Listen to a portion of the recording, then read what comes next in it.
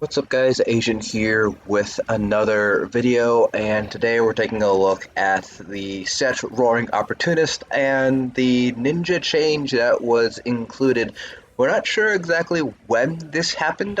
Somebody just happened to post this on the official forums that, hey, Roaring Opportunist has changed compared to how it is currently on live.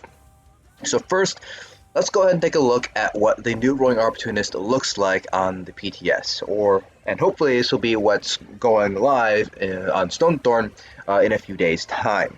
So recall that the original Roaring Opportunist, basically the 2, 3, 4, and the perfected 5-piece bunch are all the same here. It's the unique 5-piece that changed. So the current Roaring Opportunist gives you Major Slayer for you and up to, I believe it's 11 other group members, based on how much damage your fully charged heavy attack does.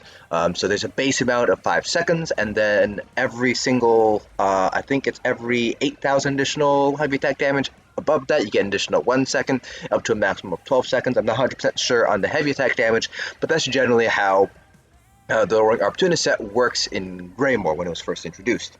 This is the new Roaring Opportunist set that's on the Stonethorn PTS. Again, not sure if it's going to go live or not, but I personally hope that it does, because it does make it a little bit easier to run now. So after completing a fully charged heavy attack, you and up to 5 group members gain Major Slayer, increasing your damage done, yada yada yada, by 1 second for every 600 spell damage or 6,300 Magicka you have. Roaring Opportunist can only affect a target every 22 seconds, so there's a couple of differences here compared to the original Roaring Opportunist that was introduced in Greymore. First of all, you'll see that you do have a drop in the number of total group members you can apply the Major Slayer to. Instead of the full group, you can only apply it to 6 groups. Now, in order to offset that, Roaring Opportunist can only affect a target every 22 seconds. This does mean that you can put 2 fully charged heavy attacks in a row and still affect everybody in the group. So this does mean you will need to do 1 additional heavy attack, but as you'll also notice here, you don't necessarily need to worry so much about maximizing your damage on your heavy attacks anymore, because now the additional bonus time that you get is based off of your spell damage and max magicka that you have.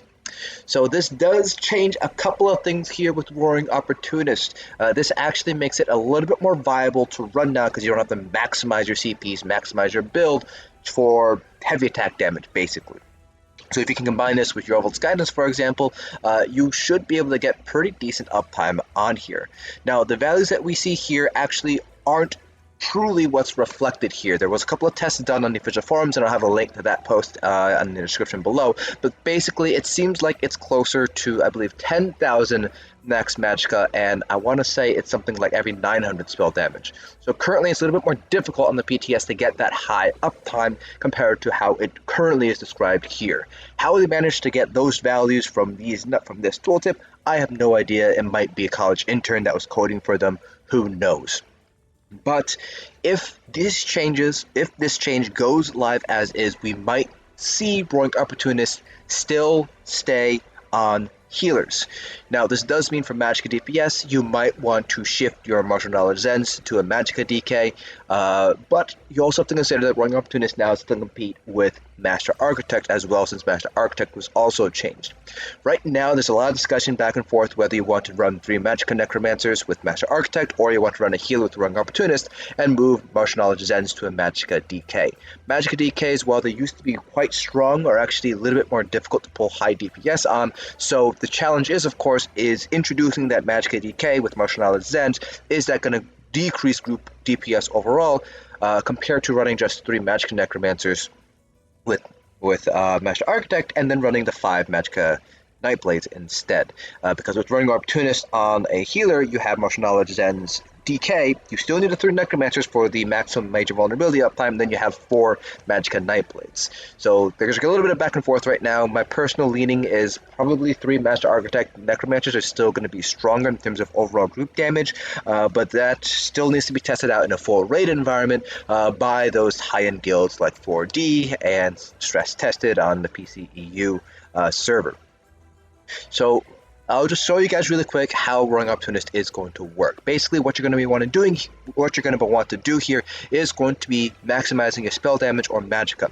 Now, do note that the ratio that they have here, 600 spell damage to 6,300 Magicka is actually pretty much right on the money, where you have that balance between spell damage and Magicka. So remember that every 10.5 Magicka is equivalent to about 1 spell damage. So if you multiply 600 by 10.5, you actually end up getting 6,300 Magicka. So this actually doesn't matter anymore whether you're maximizing Magicka or spell damage, because the ratio that you see here, the 600 spell damage, 6,300 Magicka, that is the 10.5 ratio that we already have. So you can pretty much mix them up all together to kind of see exactly how much you're going to be getting here. So first, let's go ahead and get our buffs from the Iron Atronach here. So that way we have our Major Slayer, Minor Slayer, and all that stuff. So you can see right now that I am at 30,852 max Magicka. So that would give me about 5 seconds or so. I believe it actually ends up being closer to 4 to 5 seconds. And then in terms of our spell damage, we have 3249 spell damage. So that's 600 spell damage, so you just divide that by 600 and we get about another 4 seconds. So this should, in theory, get us around 8 seconds of Major Slayer uptime right now. And this is not a particularly optimized build right now. This is just a build that I threw together really quickly that basically show off Roaring Opportunist. Now, if we decide to do a heavy attack here, and then we get out of combat, obviously, we'll be able to see the actual uptime on the Major Slayer with the full sort of second duration there. So, again, the values that we see on the tooltip actually aren't accurate to what's currently on the PTS. So if we go ahead and take a look here, Major Slayer, not up for very long, but if we go ahead and post buff uptimes, nope, that didn't really do it here. But you can see here that if we just kind of zoom in really fast here on this section, so we can see here that we start off at around 17 seconds and we end at about, well, it's probably because we were out of combat here. Let's do this again. That shouldn't be lasting that short. We'll keep, obviously, attacking here and there. Just to make sure we're in combat the whole time. You can still see we still have that blue glow going here on our arms that signify Major Slayer. And it cut out at around 11 seconds or so. Let's just double check with the combat report here. Go ahead and shrink that. Move to the most recent one. Major Slayer here. And then we can go ahead and enlarge that. You can see here, starts off at about 1 second, ends at about 13 seconds here. So we're getting about 12 seconds of Major Slayer uptime. This is with Yorbolts, obviously, so we're getting the 40% additional boost here. So 12 seconds is probably going to be a little bit closer to about that 9 to 8 seconds that we had earlier. Now again, the values are going to be a little bit off here, so it's actually 1 second for every 10,000 max Magicka, roughly speaking, and I believe it's about every 900 or so spell damage.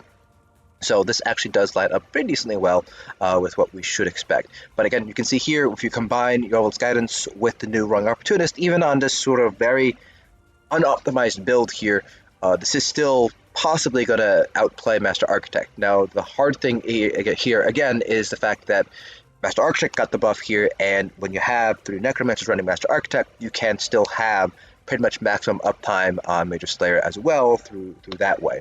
Roaring Opportunist, you have to do 2 heavy attacks, which might not necessarily be a bad idea or a bad trade-off here in order to hit everybody. You kind of have the same deal here with Master Architect as well, where I believe it only hits 6 people, so you still aren't giving it out to everybody. So there is some optimization that needs to be done with both sets in order to get everybody, all the DPS, that Major Slayer. So again, still remains to be seen which scenario is going to play out, whether you have the JG RO on the healer with the Mag Decay running Martial Knowledge Zens, or running 3 Magicka Necromancer DPS with Master Architect instead, and moving Martial Knowledge Zens back to a healer.